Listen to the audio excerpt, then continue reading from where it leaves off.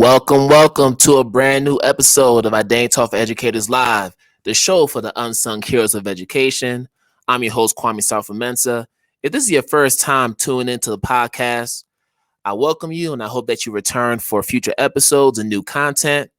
But if you are a returning audience member, whether you are viewing it from YouTube or you listen to us from Apple Podcasts, I welcome you back. And hey, we're back with a new episode. So before we get into the main event, for those who are on YouTube, do me that favor, hit the subscribe button, that nice red button, to get notifications as well as updates on future episodes. So make sure you do that. Support the channel.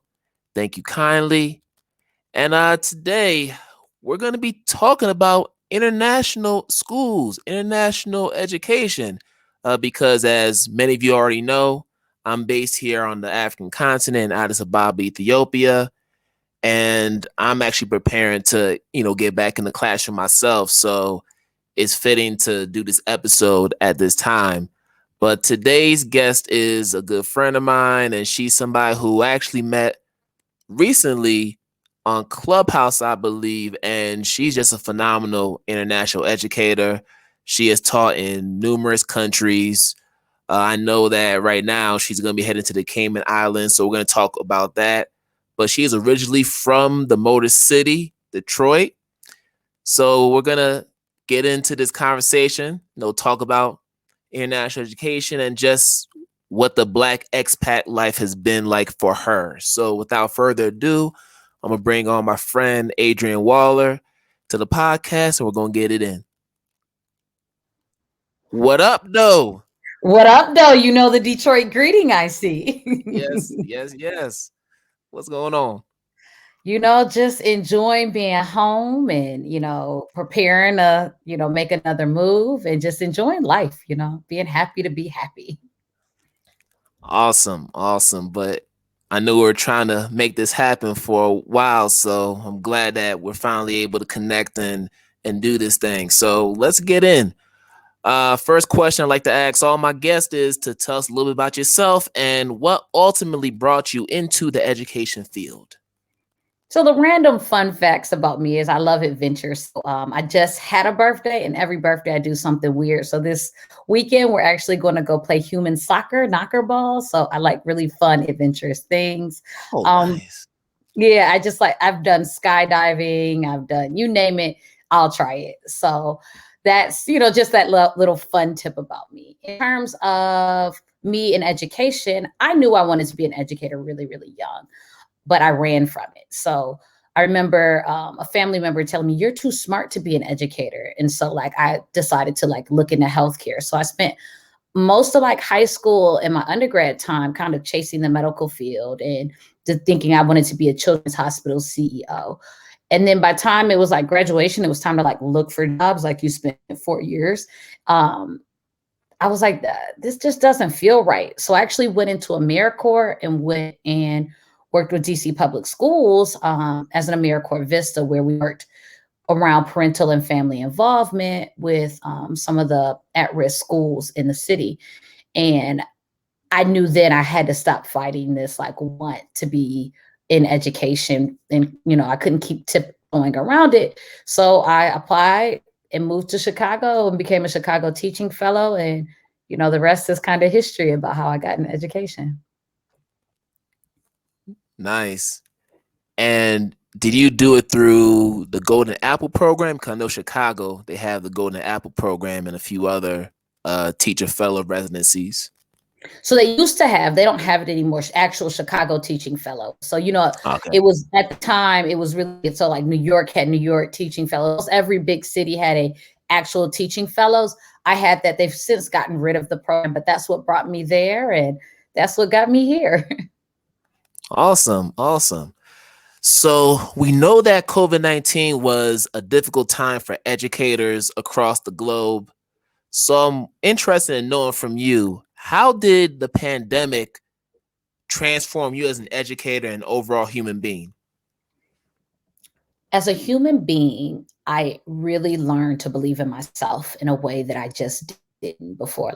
There was I guess, some questioning about like who I am and what I do and my own quality and self-worth and things I shouldn't have been questioning, but I was. And it took like a world to stop to kind of see Right. some of the things that I feel like other people saw in me. In particular, it was my first like full like admin position when COVID happened, and I got trapped out of China where everything kind of started. And so like it was an adjustment already in that admin position, and like being an admin your first year in crisis was just like, whoa, what's going on, directing a program, and everybody's like, Adrienne, what do we do? And nobody knows what to do. Like the world didn't know. Like China, we were the first ones. We were like at the beginning, it was like everybody was like, what they doing over there? Like what they got going on? And I'm like, yeah, what do we have going on here? And Wow. but that also helped me to kind of like I said, believe in myself. So like I was having conversations with educators about like just like being encouraging, and it was nice to see them believe in my leadership in a way that I don't know had happened previously.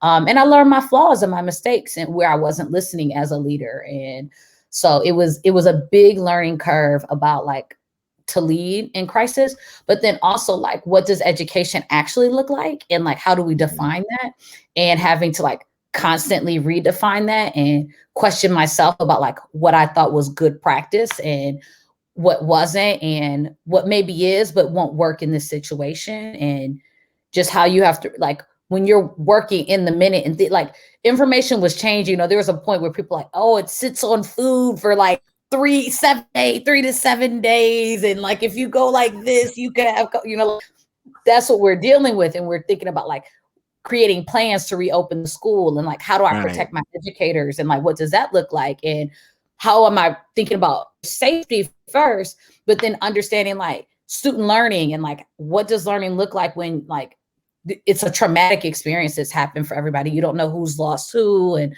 so much going on. So like I said, first, like that belief in self. I don't even know if that came first, but I know it's probably the biggest joy that I've gotten from it is kind of looking at Adrienne and saying, you pretty dope, girl. And like, I still have to tell myself that. I still have to remind myself Sure, I that have to like, tell you that sometimes. and that's why I love the friends I keep, because my friends remind me, and sometimes I can just get in that space, and COVID just reminds me that I can do it. I can say it to myself, and I don't have to wait on other people. But yeah, like just saying like, it's okay to say you're cool. Like, you know what I mean? Yeah, I think the pandemic for me came at a time when I was still trying to figure things out. I was 7, 8 months into being here in Ethiopia. I wasn't in any school at the time, so I was still trying to feel things out, figure out what it would look like for me to be living this expat life, while my wife was working. And more than anything, I think the pandemic just put me in a corner where I had no choice but to push the envelope and just try out different things. This podcast, for instance, came out of trying to figure things out. It just happened one day where I was just tearing out my hair figuratively uh, because I wasn't in the classroom anymore, and it was just tough to not be in a space where you're not around the energy of the kids. So I said I needed something to fill that void. So then I said, all right, let me go ahead and start talking to different educators across the globe. I have Zoom, I have social media. Let me invite people to come and just talk about what they do for an hour. And that's really how it started. It actually started out as like a show, like a Zoom conversation, basically. None of this special effects that came later on in the evolution. And you leveled And up. You said, look at me. yeah, like once I started to see other people use StreamYard and create the backgrounds and do all the fancy stuff, I said, I want to do that. So like I learned and I just hooked it up. And then, next thing I'm doing this every week and I love it. Like I just love podcasting, and it's something that has allowed me to make connections with different educators across the globe. It's allowed me to do some really cool things that I never thought I would be doing, like doing a whole summit for educators online and having them pay to get knowledge. Like I never thought that I would be doing that. Like I've been able to get contracts because of this podcast. I've been able to, write all kinds of op-eds and blogs because of this podcast. So the podcast has really opened the door for other content creating opportunities. So when you say you had to fight with yourself in terms of believing in yourself, like I can relate to that because imposter syndrome is something that we all have to face at one point or another. Yeah. I love RuPaul's Drag Race, just as a aside. And RuPaul talks a lot about like fighting your inner saboteur. And yes, the inner saboteur is strong and healthy. It knows you so well that it can kind of like be there first. And so like you have to actively do things that are going to counteract like what that saboteur is doing, because that saboteur puts on imposter, insulting, like, everything kind of negative, like, and will bring it up at the worst times. And so like it takes like armor. And so like I think having friends is part of the armor that you build to fight, affirmations for yourself, keeping yourself informed and knowledgeable so you're not really an imposter, right? Because sometimes there are some realities in that. And so like keeping yourself up to date and knowledgeable are other things, but just kind of really building up that armor so that when that saboteur comes, you like, nope, I got this, type of thing. Yeah, you always gotta be ready for when that saboteur comes because they come strong. They're coming really strong. And if you're not ready, they'll knock you out. Tough. For sure. So let's talk about Clubhouse, because that's how the two of us met. And you were talking earlier about how you had to find yourself and figure out what education looks like. How do we redefine it? And Clubhouse, I know for you personally, has been something that has been a godsend, and you've really been able to find your voice through Clubhouse. I mean, anytime I meet people, they're like, man, you need to go to Adrienne's room. Any room Adrienne's in, you got to go in there because it's always on point. And, I start going to your rooms and I'm like, yo, this is thorough right here. This is really thorough. And I came into Clubhouse after you did. So as I'm learning how to moderate and how to host a room, I'm watching you and a few other folks, and you're doing it so effortlessly. So talk to me about why Clubhouse is such a valuable tool for educators, number one.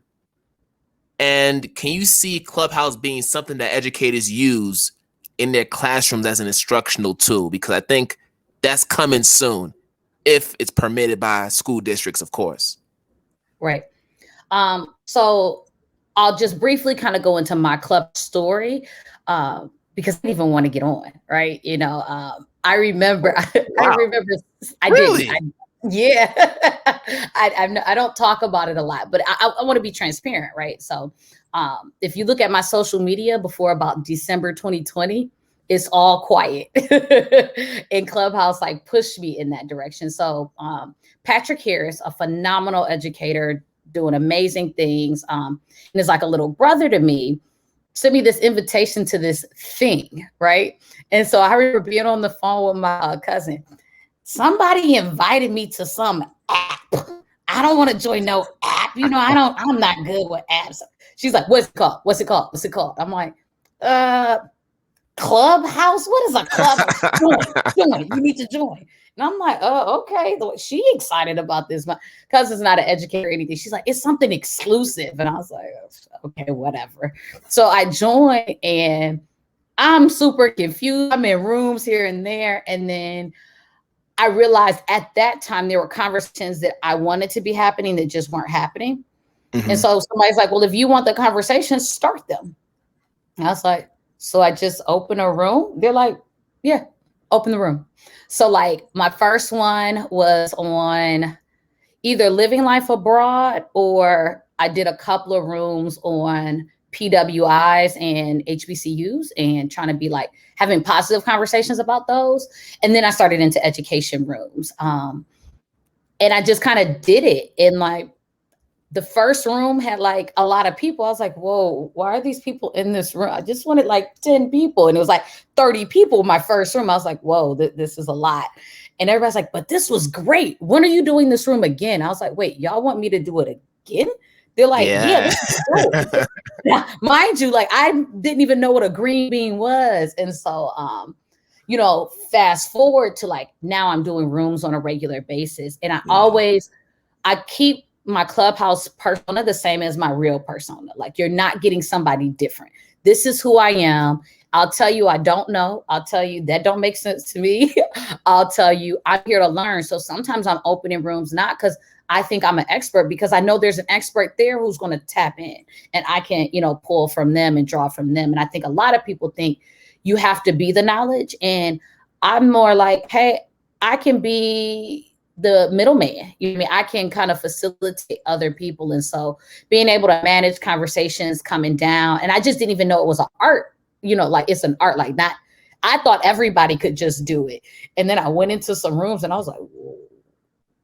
And then people would start sending me messages and started actually sending me money. Like, thank you for your moderation. Thank you for how you did this. And I was like, wait, people are giving me money that I don't know because I guided a conversation. Like it was mind-boggling to me. And so again, that's part of that walk by believing in self. And I say that so, and then that connected me to people like you and a host of other people who have really push my thinking, whether it's something like, I think people think push your thinking means that you have to change your thoughts. I don't necessarily think that. I feel like a lot of what Clubhouse did was help me to refine my thoughts. Like these are things that I thought, and I'm like, no, I'm on point, but maybe I need to dig into that some more, or this is another vantage point to think about that same idea. And so Clubhouse has really been really good to like have the conversations and have some challenging conversations with educators and start kind of really living fully in like stuff that I would have only said to like people who I've been working with for 3 to 6 months. And, you know, like then being like, sis, you know, that's like kind of toxic. That's like toxic teaching. Like, you know that, right? And then being in a space in Clubhouse to start having to call it out in the moment. And I remember one person saying to me, like, if you let stuff go, you're also saying that you in agreement and acceptance. And I think there's a balance, right? Because I'll tell anybody, I'm not going to fight every day. I don't have that in me. I don't have it. But on the other end, if I sit back all the time and just listen and say, no, I don't agree, and kind of let it go, that's also, you know, problematic. So trying to find that healthy balance, Clubhouse has been really helpful in like checking people when they need to be checked respectfully and in all sincerity, actually respectfully, like, what makes you think that? Or how'd you get to that? And sometimes I'm curious, and sometimes I'm trying to help them think about hearing what they're saying, because I want somebody to do that for me, right? Because sometimes we say stuff, but we don't hear ourselves, right? We're not even listening to ourselves. So pushing that to happen as well. So yeah, Clubhouse has just been amazing. Now, in terms of like, so you as an educator can get so much. And if the conversation isn't happening, do what somebody told me to do. Start it, make it happen, make that missing piece, you know, get there. Reach out to a few people, because that's another thing is like Clubhouse conversations are whack when you're the only moderator. Like, so get other people involved, you know, pull them in to be a part to curate a great experience. In terms of like pulling it into education, I would love to see that, because one thing, I started changing how I led PDs from being in Clubhouse. So like I used to be like, you know, like I used to think in my head, if your camera is off, you're not engaged, right? Then I thought about Clubhouse, and Clubhouse is like your camera off on Zoom the whole time, right? You know, that's what it is. And then I was like, how much learning have you done, Adrienne? Like, how much learning have you done? How engaged have you been? And even sometimes I'm doing other stuff, like full transparency, I've taken a shower while being in a Clubhouse conversation, but I still was really engaged in what was going on and thinking and learning and processing. And I also learned about myself that if I just sit it's actually harder for me to pay attention. I actually kind of have to have something else going on in order to not like feel disconnected. So that's okay. And let my educators have that choice and that freedom that I talked to them about having with their kids. Like, if you can't model it for them, how are they ever going to be open to that to their students? Like, when they see it be something beneficial for them, then they can translate that into like what's happening in classrooms. Right. Because I just see so much potential with Clubhouse within that context. Like, I see office hours, I see being able to connect with parents, just so many different ways it can be utilized if used properly. And just like any other social media app, it requires monitoring because, kids will go into different rooms, and some rooms they probably shouldn't be going into, but they will if you have teenagers you're teaching, right? But it's such a great tool, and I hope that school districts give it some more consideration moving forward. Or even, like Facebook was really smart to come out like with the kids version. And I don't know if Clubhouse is thinking about that, but also thinking about building something that is really student friendly and centering, that makes it like that puts in some of those safeguards already so that certain things won't be exposed to, may be really powerful. Because I know the amount of learning that's happened on an audio only app, I never thought was possible.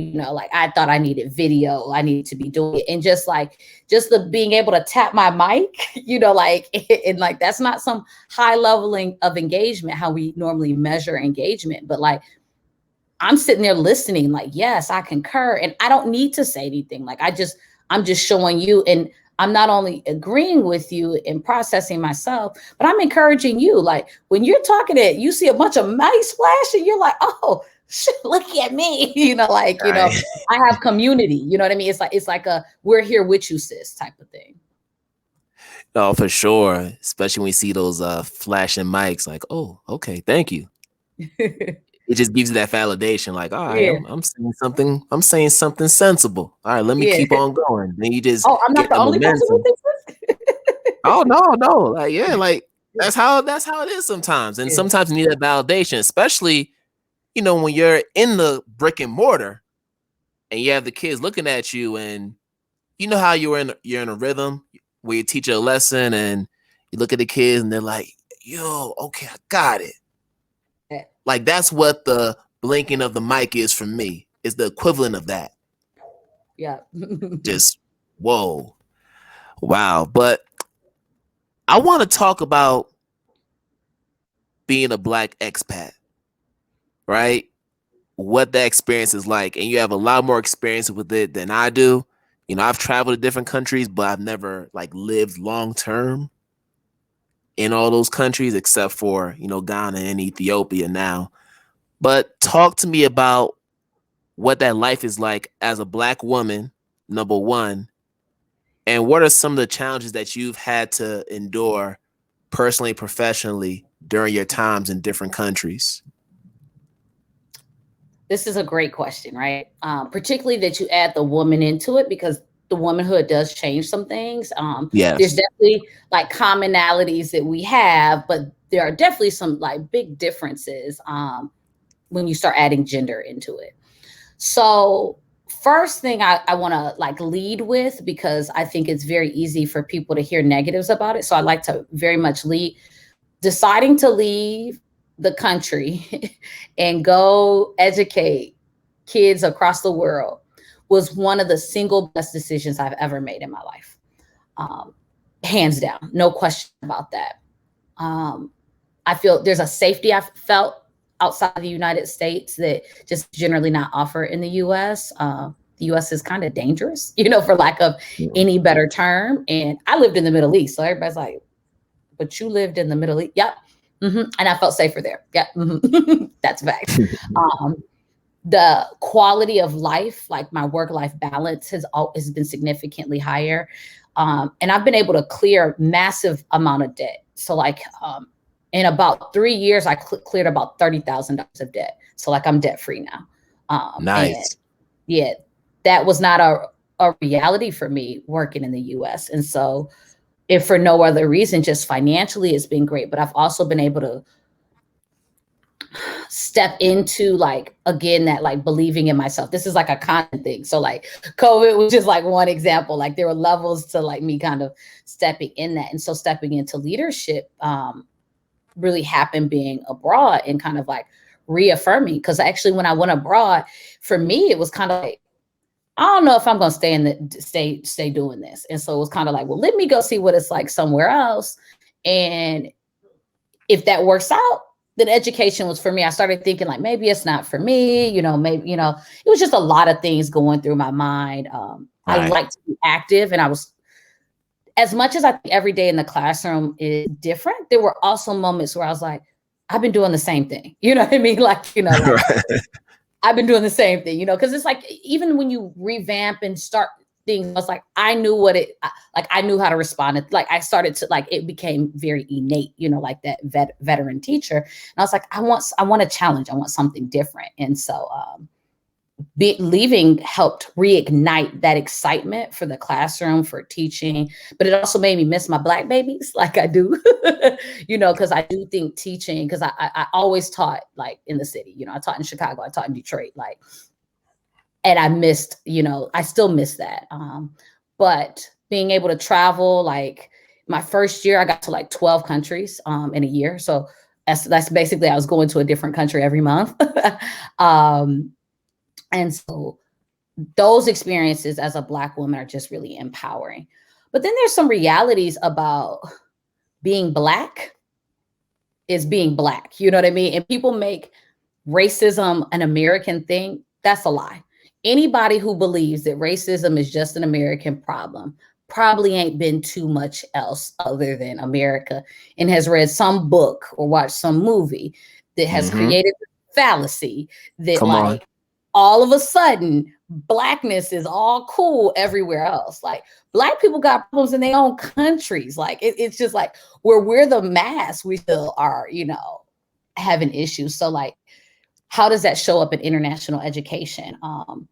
You have some schools that barely got people that look like us. And then you have some that like really do work to have people who look like us. So there's a diversity there. But when you start thinking about like leadership, Black people are unicorns. You know what I mean? Like a Black educator and a Black expat educator leader is like, do these things exist? And they do, right? I'm not saying that they don't, but it's definitely not an easy thing. And being a woman is even more difficult. And there's like research about that like supports that like Black women are like the least likely to be in an education, like based off of numbers, like you'll have way more who are actual educators. And then like the number like plummets when you start talking about who steps up into leadership. And there's virtually no like heads of schools that are Black women. So like, maybe they become assistant principals and principals, but like heads and directors of school, like that you up there position, though, like you think the regular administrators are few and far in between, they're almost non-existent. And so that's a real thing to get through, is like getting through what people think about you, negative images, associations that people have about like what they think about Africa. So then what do they think about you as being, somebody with, African heritage? Those things can be tough. I don't ever think that they're enough though to say that this was a bad decision. Will I do it forever? Probably not. I miss my community as well. So like part of what I would love to see happen is educators doing this and taking their wealth of knowledge that you get from being an expat educator and bringing it back. It's not just like personally fulfilling, but like when you're financially free to do stuff that you wouldn't have been able to do, you're not so scared to also take risk in your classroom because you can't hold nothing over me. So like, what are you going to do? Fire. Like once I started to realize the worst you could do was fire me, that changed everything. Like, oh, I'm okay then. You know what I mean? But I felt like in the US, it was always like this paycheck to paycheck thing. So like risk taking, which is really important. And I think having the opportunity to fail is something we need, right? Like the greatest success comes out of like probably some failures along the way. And so, Right. like, and I feel like in education, we don't often, American education, I'll say that because that's a key difference, I think, between international education and American is like that safety and failure, if that makes sense. Oh, for sure. And that's a perfect segue into that question, which I was going to ask. So you're reading my mind. So as someone who has been in school abroad, in Ghana, I have a sense of what the differences are between being in a school abroad and then being in the States. And typically the rigor of academics is at a higher level generally, because you have the IB curriculum and you have a lot of things going on. You may not always have the facilities depending on what country you're in, but for the most part, it's usually a higher quality of education that's going to challenge you and really push you. But I also know that in some countries, in terms of just the instructional quality and the pedagogy, is not usually up to par to what we're used to in the States.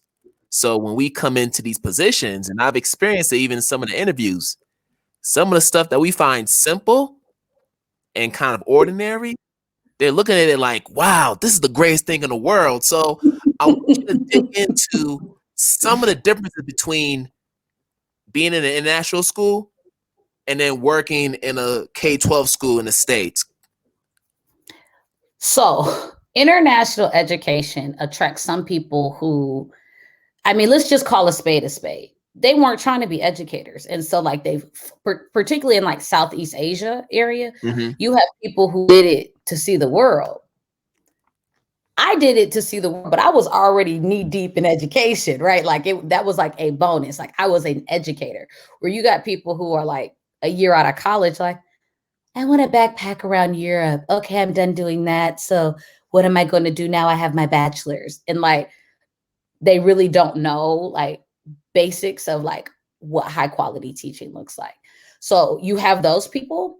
And then sometimes you have them in the same school with somebody like us who's like, that don't make sense. And now, mind you, if some of these people started this early in, like earlier, like 10, 15 years ago, some of them have raised up into the ranks and all their experience is very narrow and it's only there. And so because they don't have a broader concept, it's hard to even know. And some international schools aren't the best about continuing education, where, nowhere in the US are you getting away with, renewing your teaching certificate without continuing ed. There are countries, those PDs. Right. They like, you have to them points. Right. Even if you don't do anything like deep, you have to do something like, and maybe you didn't learn much, but you had to go. Like there's a constant. And so schools are always integrating them as part of like what's happening. Bringing in people is heavily budgeted. When you go abroad, that may or may not be the case. At your high quality schools, that's still happening. And they're paying for your flight to go to Thailand to go, learn and things like that at your high quality schools. But then at your mid-tier and bottom tier schools, what? Why would we pay for that? Like, we don't have, like, we barely paying for like to keep the lights on in this place. Like, I remember my first school abroad, I straight was like, we've been out of soap in the bathroom for a week. And they're like, oh, we'll get it. Inshallah. Inshallah means God willing.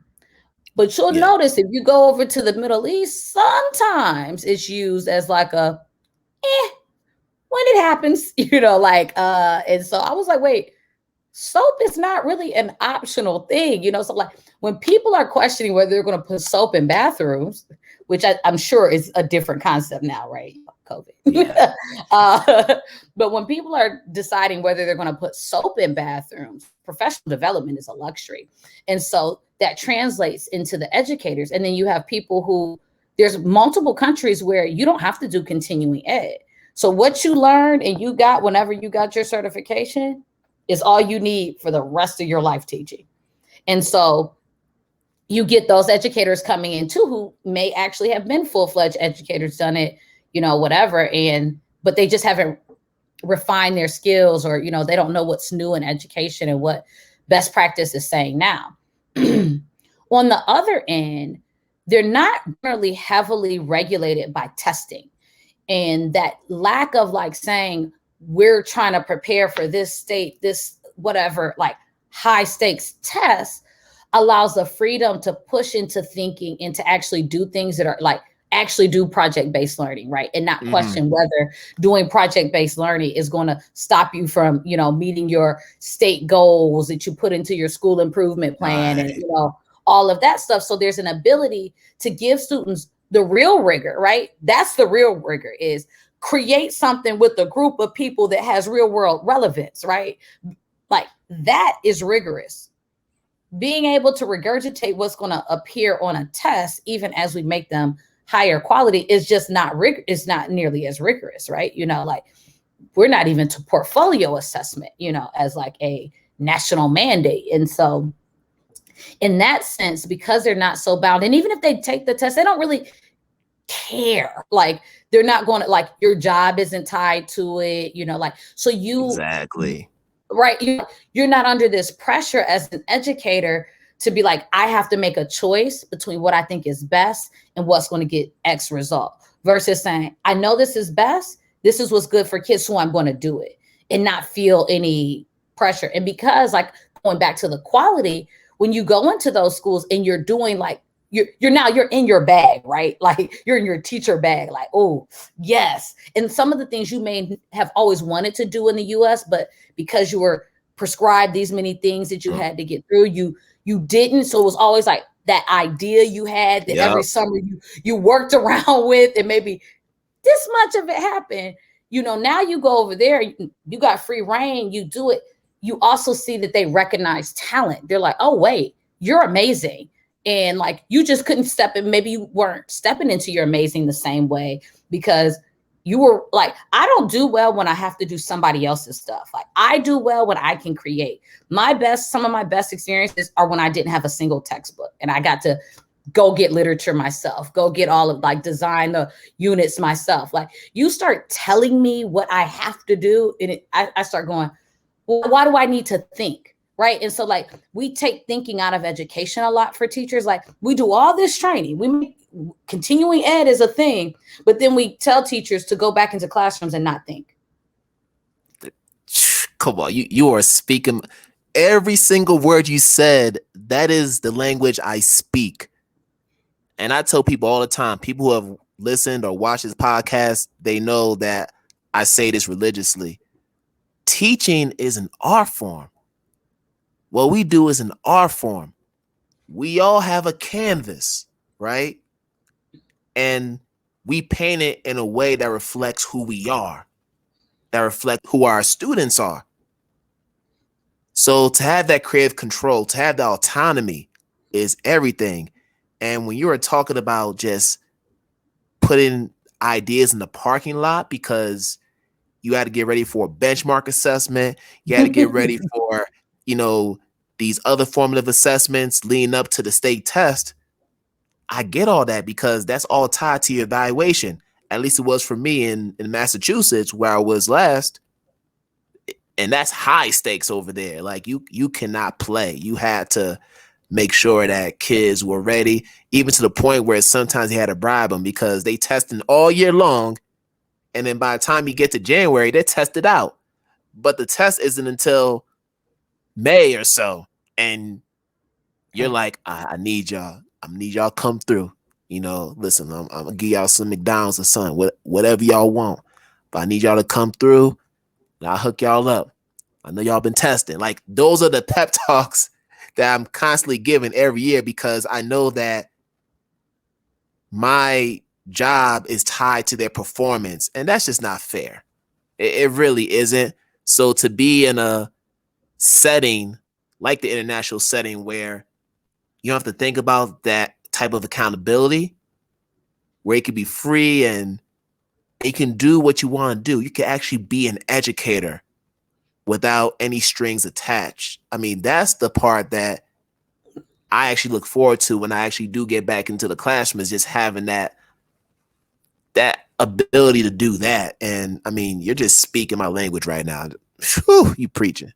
Yeah, and I would even add that I also think America has like done a great disadvantage because you measure what you value, right? And so we say that the only thing we value about education are like a very narrow idea. And I never became a teacher to only teach you academics. That's not why I did this. Like, I came to change your life, like, and that for you may be your social skills. Like, I remember when I was teaching 5th grade math, one thing I always did is every unit I would pair kids up and they would switch who their partner was every unit. So I did a pre-test. I knew how they were doing. I used that and I mixed them up, but I mixed them up not only by ability, but also by social things, right? And so by the end, we're 10, 11 units by the end of the year.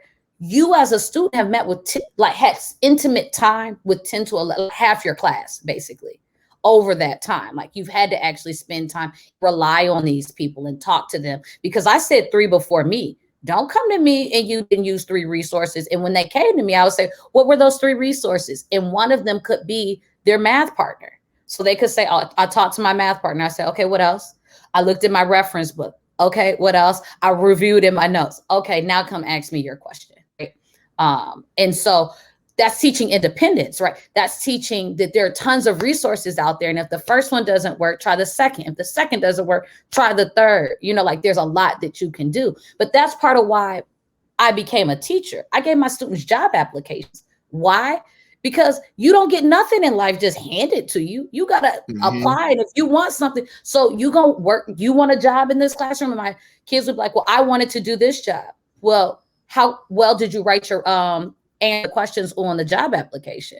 How much time did you spend on it? What examples did you use?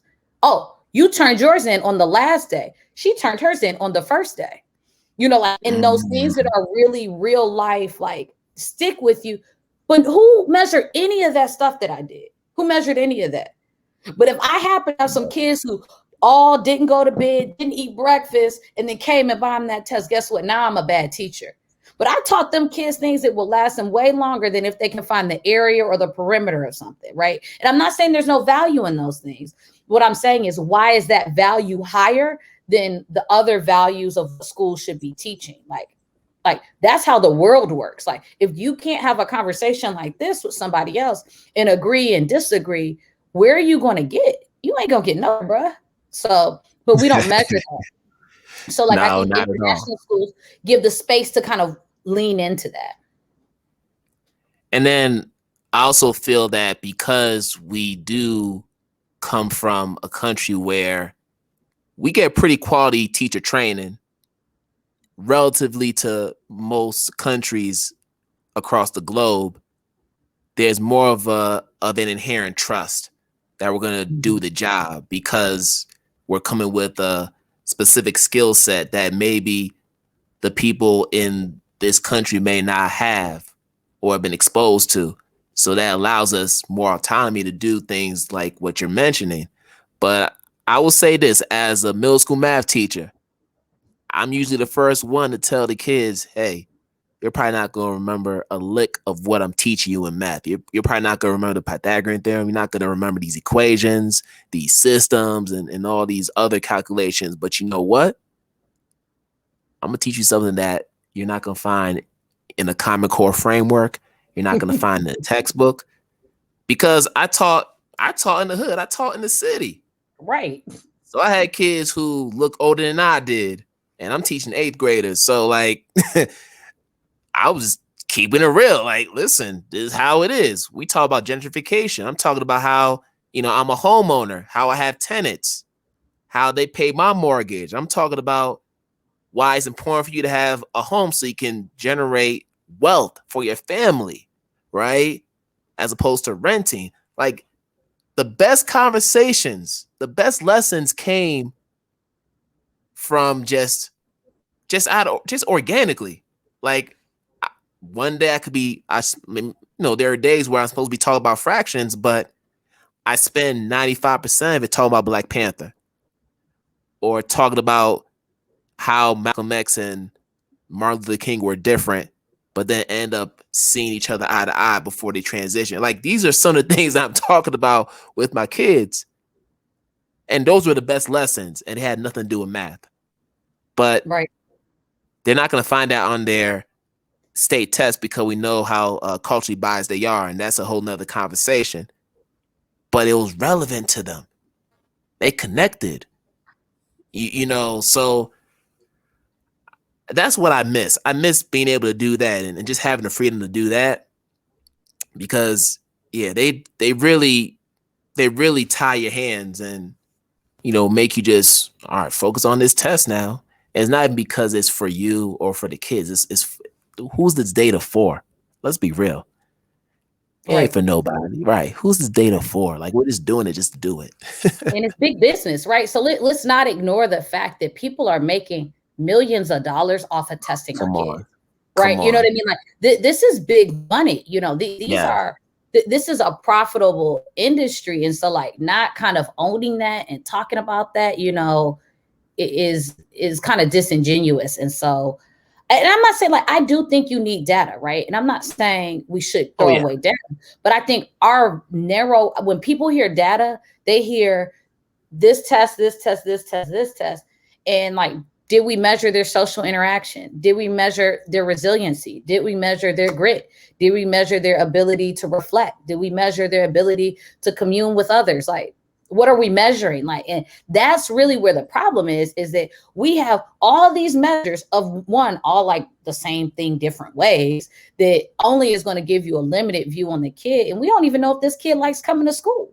Right. Like, we barely measure that. And like one thing I remember having in my international space was there was a company, of course, it was still about money. So let's not act like they weren't still making money, but they had a whole survey that they would sell to schools, and they would sell it really cheap, and schools weren't even buying it. And I didn't understand. It was like $1 or £1, so like $1.50 each one per kid. But it would take the test that they were already taking, and then it was like an attitudinal test, and it would match them, and it would say these kids are doing really well versus, or these kids are not doing really well on like the state type of thing, but we know on this test they're really gifted, right? So like they have the aptitude to do it. And then they would have this other one with their attitudes. So we see what they're doing academically, how they should be performing, and then we have their attitudes. And then you see, oh, they hate school. Their teachers don't check on them. They feel this way, don't believe in themselves. Well, no wonder this test that in America is the only test we're using isn't really showing what's going on, and the educator's not able to break through. But if you give that educator that attitudinal one and you pair it with those other two, like imagine what you could do with that type of data. But that's not the data that you see anybody asking for. And so that's why, No, and that goes back to just, NCLB, No Child Left Behind, where they had that highly qualified requirement. All right, just go ahead and pass this test, go through your teaching program, and you're going to get yourself a license and teach in any classroom you want.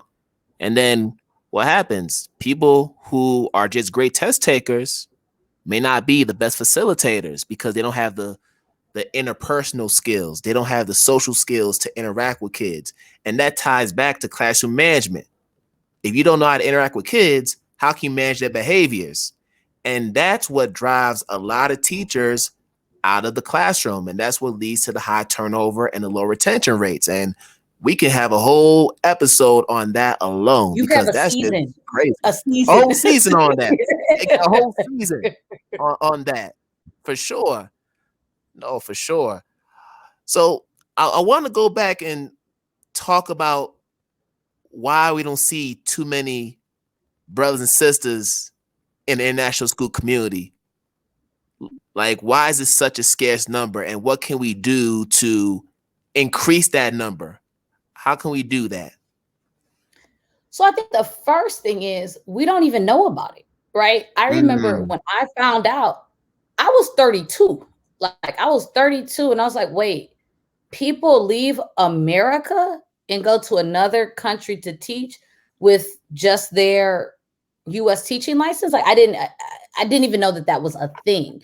And so there's a gap in like awareness. I feel like our white counterparts know about this. Like I said, some of them were using it as ways to like figure out what they're going to do in life. So like they backpacked in Europe and then they did this, like they know. So we don't even know. That's the first thing.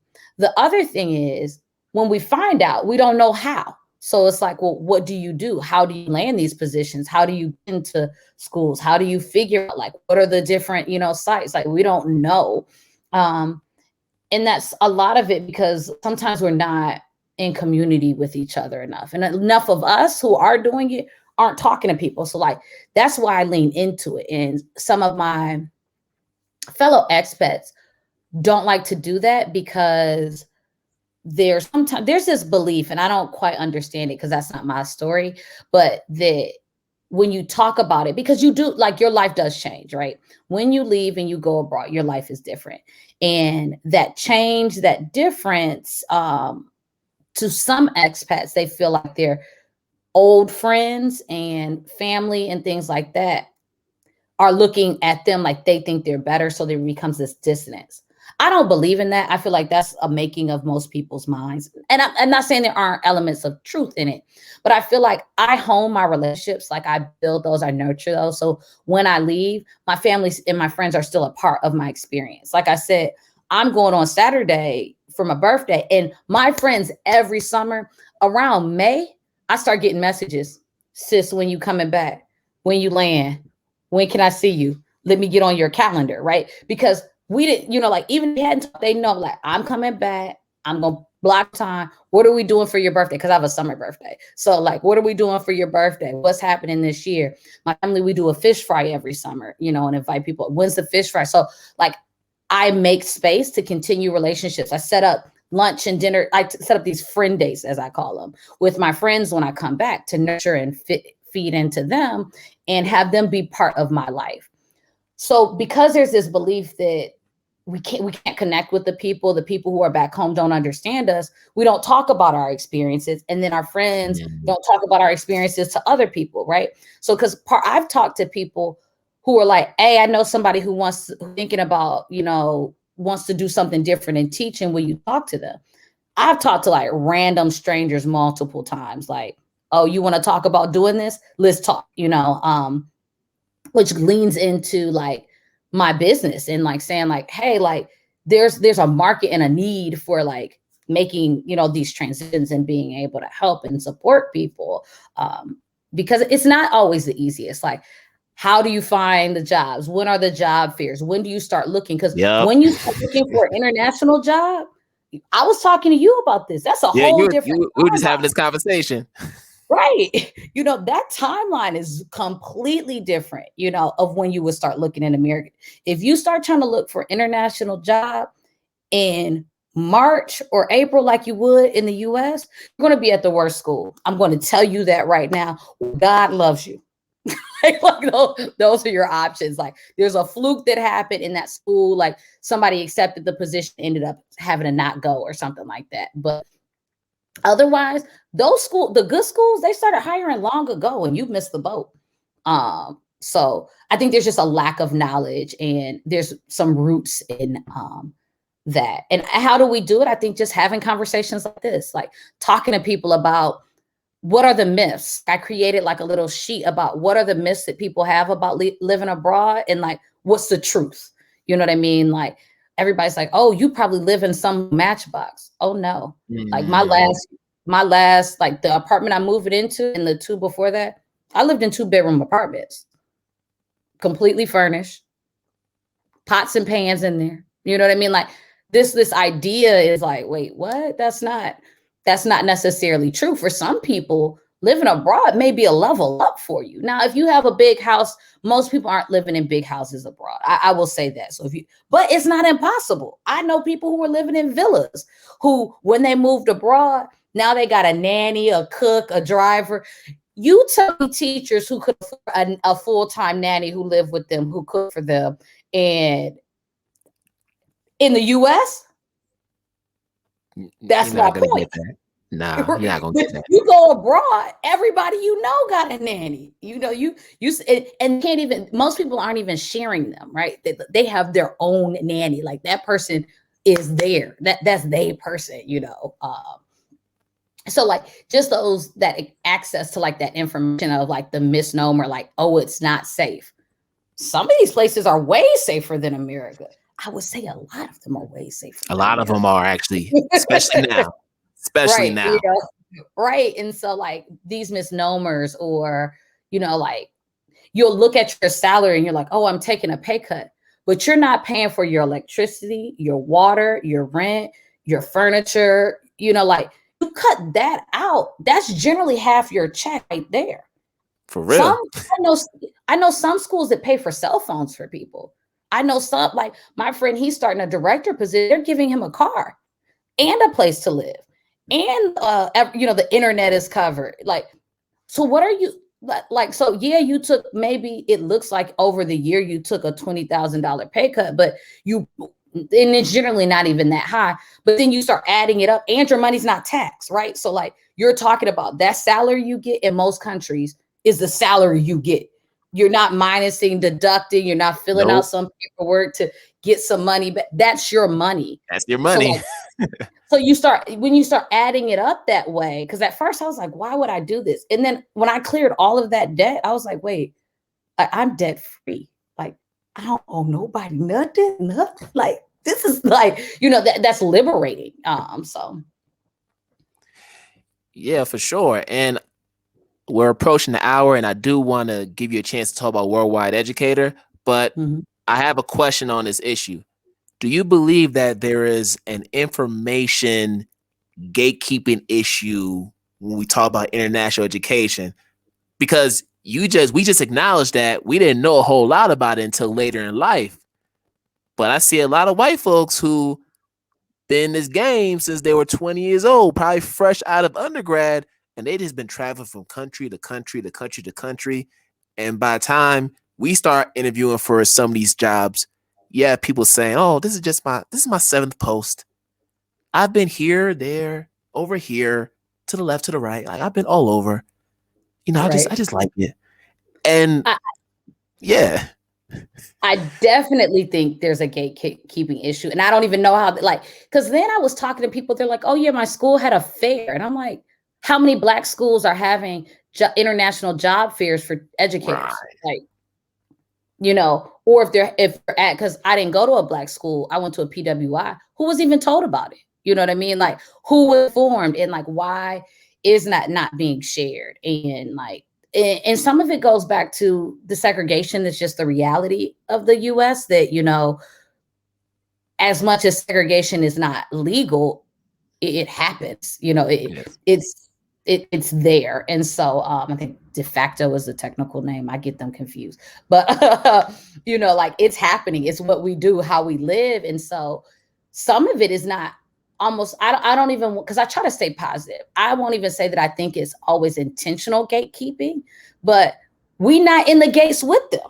Like, we don't play right, in the same fields, right? So we're not in the same field. So when they're keying together, we're keying outside. And so they don't even know we're outside the gate, right?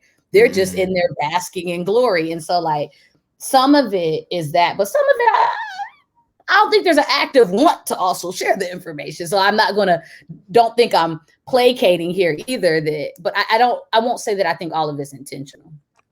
right. I just feel like there's a country club vibe when you talk about Yeah. international Mm-hmm. educators, because there is they talk with each other. It's a small community, and they talk with one another for sure. They definitely do. Because one person, because how transient, Mm-hmm. it is. People are here for 2-3 years. They're moving on to another country. So turnovers are naturally high as far as staff. But I do feel like if you know somebody, if you have a friend who's in that community, you're going to hook your friend up before some stranger. Yep. You're going And to hold that seat for that friend before you give it up to a stranger. and not just that, it saves those, like, so like international schools spend thousands of dollars on recruitment agencies. And so like at a lot of schools, they will pay you to recruit somebody over, right? And so one, because you're more likely to stay, like people stay longer when they have somebody to support them and to be there with them, first off. Two, they probably got the real deal about what they're getting into, so they're coming into a more realistic situation. And three, the school trusts them. You're good. You're going to bring somebody good, and so you're more likely to be hired. And you're right. They're tagging people in, like, let's go. And at this point, like, and so now I'm trying to tag people in. I'm telling people where you want to go. Oh, I know somebody here. Oh, I know somebody who knows somebody, like, and this is what we're going to do. And I think sometimes particularly as Black people, we're scared to use our network, right? It's like we feel like we're taking advantage because that's how people have taken advantage of us. Like, no, sis, let me help you, and you're going to help me. And so, like, being able to be that leg up for people, like, I've straight, I've sat with people. Particularly a few of the from the continent, I've redone their resume for free. Like, sis, no, this is not going to work. What we are going to do is we're going to do this interview prep. No, that we're going to do another one. Like, we're going to redo this so that when you walk in there, because that's what they do. This is like, and I don't give you the interview questions because that's one, it's going to feel rehearsed and that's going to hurt you. So I'm never going to give out the interview questions, but I am going to tell you about how do you sell yourself so that you're more likely to get this job. How do you, like, that's why one of the books I recently read was called Brag, The Art of Tooting Your Own Horn. Like, we got to know how to celebrate our greatness. Like, and that's something I'm still leaning into, and so, but we got to be okay with, like, helping each other as well and not feeling like we're doing something behind the scenes. Right, because if we're going to create a pipeline here in this international sector, it's going to have to be done organically.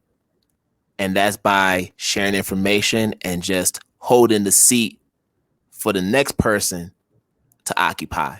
Mm-hmm. That's how we have to do it, one seat at a time. And then eventually we have ourselves a pipeline. So we got to do it that way. All right. So let's talk about Worldwide Educator. So it's your baby right now. You've been doing a whole lot of work on it. I've been seeing you grinding.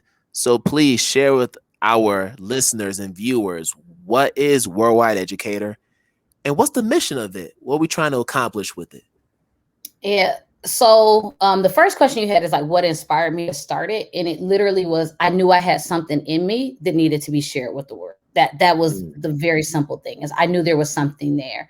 And since I've kind of honed in, what is that? Like, what is it that makes me special? What is it that I do have to offer the world? So, like, Worldwide Educator focuses on 3 key things. And so the first is coaching. And I sit with educators and we create, like, personal growth plan. And that could be thinking about, how do we grow into leadership? How do we grow our practice? Where are our gaps, in identifying gaps? And how do we fill those? And how do we work together to fill those gaps? Next is career elevation. So you've done the coaching, but now it's that next step. So that's looking at resumes and redoing them, because most educators' resumes are, and so, like, how do we, like, get those resumes to stand out, particularly when you're thinking about internationals, when that's the main thing they're going to see. How do we prepare for these interviews so that we're showcasing our skills, like I talked about, but also, like, professional development. How are we continually growing our knowledge and our expertise in areas that we don't have, so that when we interview, we can bring that into what we're doing and into our practice. And the last one is this abroad. I'm worldwide and an educator, like, so helping teachers make that transition. So from the beginning stages of, oh, I think I want to do this, and thinking about, like, what countries should you be looking at? What matches what you're interested in? Where would you thrive personally, right? Because you can find a school in any country, but is that country going to be rewarding for you? How do you prepare for the international space, and how do you walk along that path? And how do you then, when you're getting these offers, because you're going to get them, how do you decide whether this is the school that you go to? So what are things you should be looking out for that are markers of bad schools? What are markers of schools that are not going to be supporting you and helping you along the journey? So those are the 3 key areas: is coaching, career elevation, and transitioning abroad. All right. All right. So y'all heard it. If you're someone that's trying to make that transition abroad, make sure you holler at Adrienne, and we'll share all that information in the notes once it's uploaded on YouTube and all of our other platforms. All right, but this has been a great conversation. We can go on all night. Well, Couldn't it's nighttime for me, but right. daytime for you. But all right, let's go into the lightning round because we want to make sure people get to know Adrienne a little bit more. So, what are you doing for self-care? And I think I know what the answer is going to be. I get massages. I love massages. That's one of my Oh, self-care. What'd you think I was going to say? I thought he was going to just say exercising because you stay posting about your exercising. That's actually, you know what? That's actually probably a better answer because that's both mental and physical. Massages are something that no matter where I am, I'm getting a massage. Like it's something I build into my budget. Oh, massages are great. When you do your massages, are they like really hardcore? You put a lot of pressure on, or you kind of like it like mild, like just? I go in there for the atmosphere. Like I like the soothing music. And like in some countries, I've had the masseuse come to my house. I would turn to Alexa and I would say, Echo, play, meditation music. So like it was, I would start burning my candles and my essential oils. Like I had like the whole like ambiance because it was a way for me to unplug because otherwise I'm always plugged in. Like even like the gym is probably the only other place where I unplug. Like I'm too tired to be thinking about other stuff, but any other time I'm doing this and doing that and doing this and doing that. And like, I don't unplug. So like getting a massage forces me to stop everything and actually like. Cool. Is there a book you're reading right now or plan to read this summer? Millionaire Teacher. So are you familiar? The author? Shoot. Now that I don't remember because I'm terrible with stuff like that, but I'll be sure to get it to you. I started reading it. I stopped and I'm like, okay, picking this one back up. So I can tell you in 2 seconds because it's in my Apple Books. All right. Currently reading. Andrew Howman. Got it. All right, I'm gonna have to check that out. See what it's about. Also an expat, so that it's a really like if you're thinking about it, he talks about leveraging your like living abroad and your finances. It's just really good things to like as on an educator's salary become a millionaire. Like so, I'm about that. Oh wow, okay, definitely got to check that out. Add that to my ever-growing list of books that I need to read. How many countries have you lived in up to this point? 6 to date. In 2 weeks, it'll be 7. And then how many have you visited, including the ones that you've lived in? I think I'm at 38 or 39. I would have to actually go back and physically count that. I keep an app called Bing, and I keep it there, and it shows like what percentage of the world I've been to, which I think is pretty cool. Oh, that's awesome. That's awesome. Is there a dream country that you like to live in or visit? So I have a couple. I was supposed to go to Kenya in April, and so Kenya is high on my list. Morocco's high next door. Right. Kenya was on my list. Morocco and then Seychelles. So those are 3, all on the continent, all very different. So like when people talk about the continent, there's real diversity just in land form. So I wanted to make sure I highlighted that. Okay, Natalie went to Seychelles. I'm sorry, y'all. Natalie's my wife, for those who don't know. She went to Seychelles. Morocco was actually supposed to be one of our honeymoon destinations, but we were supposed to go to Marrakesh, but we just couldn't get together. Yeah. And then Kenya is just, I like Kenya. We go to Nairobi every now and then to pick up our cheese and meat. And it's just a total 180 from what we experience here in Addis, in terms of the energy, the culture, the people, they're just friendlier out there. But you would like Kenya, especially Nairobi. It's live. There's a lot to do there, and the food is great.